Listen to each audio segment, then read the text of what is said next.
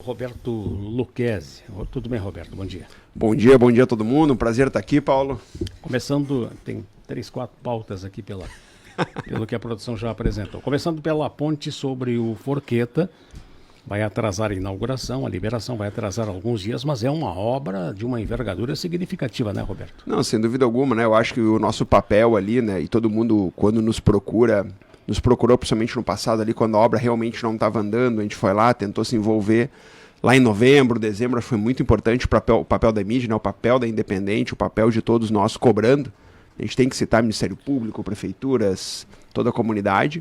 Só que agora eu acho que chegou o momento de deixar a obra ir para o seu finalmente. A gente percebe sim um erro de comunicação, né, do Estado, inclusive quando a gente está lá próximo do governo, a gente tenta explicar a forma que está sendo comunicada essa obra tão importante. Por quê? A gente tem que lembrar que o Vale do Taquari ainda está na UTI, né?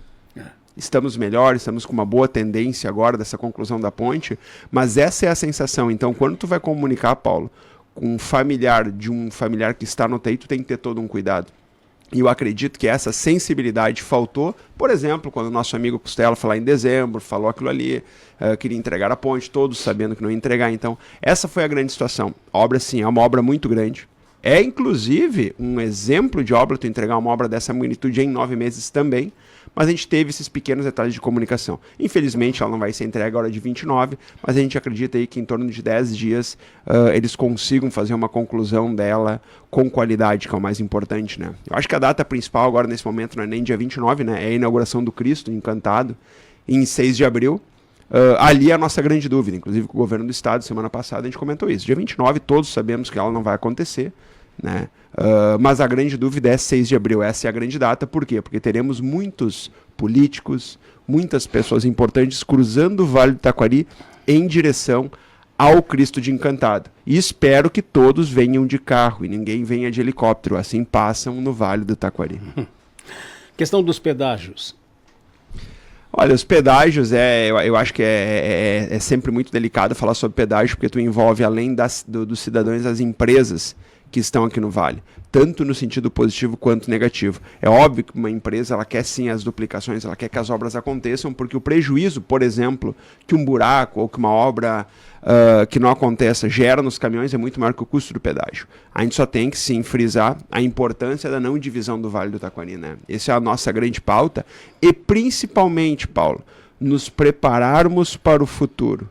Porque no momento que eu vejo o meu vizinho mal e não falo nada, lá na frente, quando eu tiver alguma dificuldade, ele vai me ajudar ou não. Por que eu falo isso? Nesse momento, nós estamos falando, sim, só sobre um pedágio acontecendo aqui entre Lajeado e Arroio do Meio. Mas e amanhã, se a gente estiver falando sobre Lajeado e Estrela? Ou tu acha que não é fácil? O Free Flow ele vai ser uma facilidade. O Free Flow não é basicamente só o sistema de pagamento. Vai ser muito fácil pagar. É uma grande tendência no Brasil, inclusive como um todo, a utilização do Free Flow. Quantos Free Flows tu acha que vão ter entre Lajeado e Porto Alegre no futuro? 2, como hoje? Claro que não. A gente vai tentar dividir ao máximo. Quer melhor lugar nesse caminho do que colocar ele na ponte do Rio Taquari?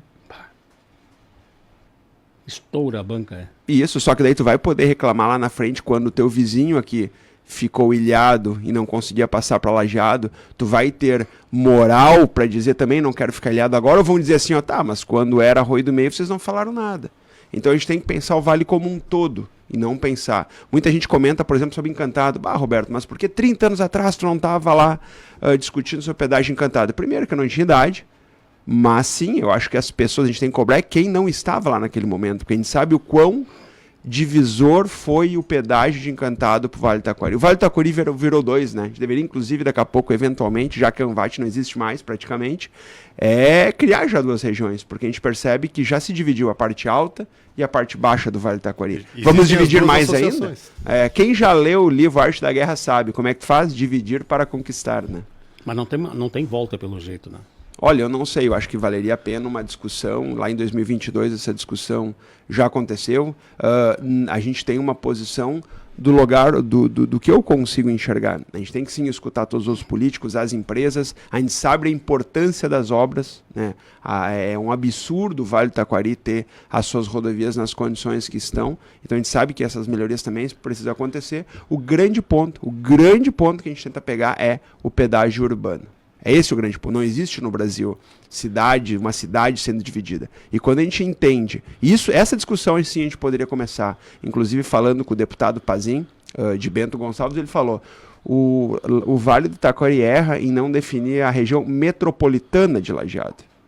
O que é a região metropolitana? Arroio do Meio, Cruzeiro, Forquetinha, Estrela. Vocês estão numa região metropolitana que ela está totalmente conectada. E essa conexão a gente não pode desfazer. Esse é o grande discussão sobre hospedagem, não a existência dele, tá? Eu acho que sim, muito válido nós termos esse sistema para pagar, já que é a forma que o Brasil, infelizmente, hoje usa para duplicar, para melhorar suas rodovias, mas nós temos que cuidar muito com esse detalhe, o pedágio urbano. Porque senão amanhã nós vamos ter um pedágio urbano também entre Lajeado e Estrela, nós vamos ter um pedágio urbano entre... essa é a grande discussão quando a gente fala sobre pedágio. E qual é o maior problema, além dessa questão da localização do Free Flow? É o valor da tarifa? São as obras? O que mais está batendo nas empresas e que poderia ser revisto? Eu acho que quando a gente leu, tá, tudo que a gente estudou sobre pedágio, a gente fica um pouco preocupado, primeiro, na certeza sobre a utilização daquele 1,3 bilhões do Funrigs, se realmente ele vai poder ser disponibilizado para bater o pedágio, senão a gente acaba achando que vai ter, e daí lá na frente descobre que aquela taxinha, que aquele valor que já está caro o quilômetro, ele acaba ultrapassando. Obviamente o valor do quilômetro assusta, tá? Quando tu vai e vem, na maioria das rodovias do Brasil, a gente vai falar em 9 centavos, 10 centavos, 8 centavos, aqui 23 centavos praticamente, o quilômetro mais caro do Brasil sendo pedagiado, sendo que neste ponto, entre Lajeado e Rio do Meio, é o maior ponto de passagem daqui a Erechim, quase, que é onde está sendo duplicado, que são basicamente 25 mil carros, veículos leves dia. Esse fluxo a gente sabe que não vai continuar. A gente sabe que as pessoas, uma pessoa normal, Paulo, eu e tu, de repente, a gente consiga, porque a gente não tem um fluxo diário entre Lajeado e Rio do Meio, mas o meu funcionário, e eu tenho que pensar nele, eu não posso pensar só em mim, o meu funcionário que precisa passar todo dia, ir e voltar, porque ele mora em Rio do Meio e trabalha em Lajeado, ele não aguenta pagar, porque o peso ali entre 10%, 9% na renda familiar dele é um absurdo. Então, sim, as obras estão sendo discutidas, a gente tem que deixar para cada município, mas o que nos assusta é, principalmente, o valor do quilômetro e essa questão do pedágio urbano. Eu acho que a gente consegue, sim. Eu não tenho dúvida, por exemplo, né, a Dália fez aquele posicionamento mais forte. Eu não tenho dúvida que a Dália coloca 2, 3 centavos a mais no pote de nata e tá pago. Agora, o meu funcionário não consegue. Então, essa divisão urbana é a grande discussão. Entendeu? Quando eu vou daqui a Porto Alegre, é normal pagar um pedágio. Eu estou indo para outra região, estou me programando. Agora, tem pessoas que moram... A gente já discutiu aqui na rádio, né? O acesso a serviços, o acesso à educação, o acesso à saúde. Quantas pessoas... A Ponte de Ferro, grande ponto da Ponte de Ferro foi o atendimento à saúde às pessoas de Arroio do Meio. A gente percebia o quão volumoso é essa travessia. Então esse é o nosso grande ponto de discussão. Mas que o pedágio vai existir, que vai acontecer, eu acho que ele é uma realidade já no Brasil, né? Marcelo Calmo, ex-prefeito, deve concorrer a deputado federal pela União Brasil. Faria dobradinha com Roberto Luquez concorrendo a estadual. Paulo, nos enxerguem como pontes, não como destinos. Eu acho que a gente está aqui muito mais para ajudar quem quer fazer essa travessia do que necessariamente fazer ela. Mas da mesma forma que tu, da mesma forma que todos,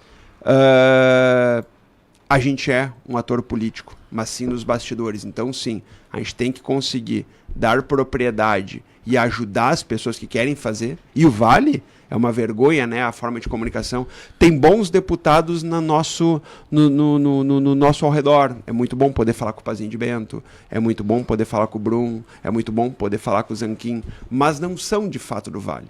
Então buscar pelo menos, quem sabe, um estadual e um federal seria um sonho, principalmente para nos representar nas pautas. Mas nos enxerguem como pontes, Paulo, não como destino, no sentido político.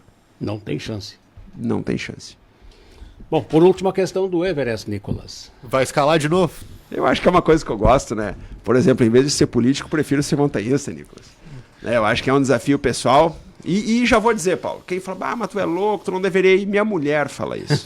A minha mulher é a minha maior hater em relação ao Everest. Então não tentem, não vão na rede social e critiquem, porque eu já sou criticado em casa e podem ter certeza que essa crítica, ela é muito difícil. Uhum. Mas é uma coisa, é uma verdade, né? O Roberto, eu né, me identifico muito como montanhista, são 12 anos já escalando, tudo no sentido esportivo, ele é direcionado para esse objetivo, vai ser o grande objetivo da minha vida. Pensa se eu fosse um jogador de futebol, daqui 12 dias eu estou partindo para a minha Copa do Mundo, então é um sonho. Eu estou indo com a maior expedição do Brasil, né? É o grupo mais capaz, a gente tem o melhor escalador do Brasil tem nós, o pessoal do North Face patrocinando, é um grupo realmente muito capaz. Serão basicamente 50 dias, né, de expedição, uma expedição muito difícil, né?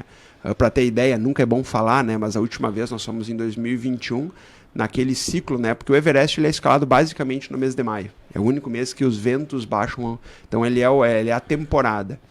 Normalmente ali 1.500, 1.200 pessoas vão para lá, tentam fazer. Média ano, última vez que eu fui em 2021, 14 pessoas vieram a falecer naquela temporada. Então a gente sabe o nível do desafio, o nível do risco, o quão preparado a gente tem que estar. E não só fisicamente, né? Mentalmente. Porque o grande desafio é sim ficar longe da família, longe dos filhos. Quarta-feira, desculpa, almocei com meu filho, 11 anos, o Betinho. E aí pediu pra ele, como é que tu tá? Ele falou, pai, eu tenho certeza, tu é um cara muito forte, tu vai voltar. Eu falei, se não tivesse certeza disso, eu não iria, filhão. Muito preparo físico e emocional. Muito, muito. O preparo físico ele é fundamental, né? Para quem me acompanha nas redes sociais sabe que basicamente todo sábado nós vamos ali no São Cristóvão, né? Como a gente não tem montanhas aqui no Vale do Taquari, a gente faz ali, sobe e desce 10, 12, 15 vezes, 400, 500 andares, justamente para ir começar a preparar. Em janeiro agora fizemos o Aconcagua, que é uma preparação também, mas além do físico, sim, que é fundamental, o medo psicológico, a saudade, eles são essenciais naquele momento, né, para tomada de decisão.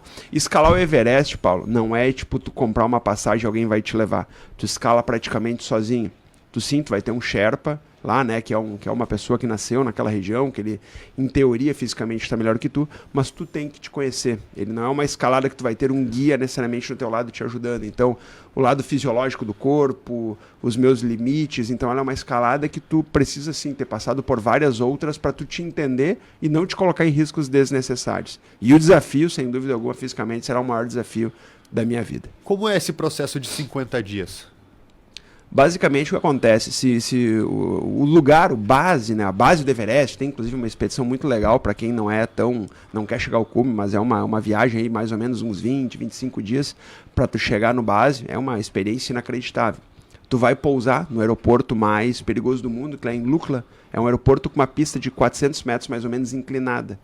Por que inclinada? Porque eles não conseguem fazer mais pista, um lado é um penhasco, no outro lado é uma montanha. Para o avião desacelerar na chegada e acelerar na descida. Então a gente consegue perceber o nível literalmente, para teco-teco ali, né? Então já fui 2 vezes. E a partir dali a gente chega mais ou menos em 2.100, 2.200 de altimetria. E ali a gente vai subindo 500 metros de altitude todo dia. Por quê? Se nós chegarmos, Nicolas, lá agora, nos largarem no base de helicóptero, lá por exemplo, que poderia, né? Chegam helicópteros, provavelmente a gente morreria em 24 horas, desmaiaria, teria que ser evacuado na sequência. Porque o nosso corpo não está preparado para ficar a 5.500 metros de altitude. Então ele é um processo de aclimatação lento. Depois do base ali, são várias vezes que tu sobe e desce a montanha para começar a se preparar. Basicamente o percentual de células vermelhas e brancas do corpo vão mudar. Porque eu tenho muito menos oxigênio, então eu preciso conseguir que meu corpo oxigene meus órgãos com menos oxigênio. Então essa aclimatação é um processo muito lento. E além disso, né, depois do base, o primeiro trecho é um trecho muito difícil, chamado de Cascata de Gelo. Ele é um trecho de, basicamente, a última vez que eu fiz ele, foram 14 horas de travessia, basicamente numa ratoeira de gelo. Ele é um trecho que muda toda hora, é uma cascata, imagina uma cascata congelada, ela se movimenta. Para ter ideia, em 2017, num dia morreram 14 pessoas na cascata, num terremoto que aconteceu, as pessoas lá dentro. Então esse é o trecho mais técnico, mais difícil, mais arriscado, mais exposto, mas que sim, né, a gente vai justamente fazendo, a gente tenta atravessar ali de noite, que está mais frio e o gelo se desloca menos, a gente faz várias técnicas para se proteger. De Lajeado, além de ti, vai mais alguém? Não. Do Rio Grande do Sul não vai ninguém esse ano. E eventualmente, se nós, graças a Deus, né, se Deus nos permitir a montanha que nós conseguimos chegar ao cume, eu vou ser o 42º brasileiro a conquistar o Everest. E o custo de um pacote desse? Olha, o custo varia muito, Paulo, muito, tá? Esse ano a gente está indo com um empresário, parceiro nosso, que está bancando muito boa parte das estruturas, tá? Mas para uma pessoa normal ir, que não, Roberto, eu quero ir amanhã. Primeiro que tu vai ter que fazer anos e anos de experiência em alta montanha, mas essa expedição ela fica entre 30 a 40 mil dólares, mais ou menos. Obrigado, Roberto. Um grande abraço. Um grande abraço para todos. Tá certo, Roberto Luquezzi.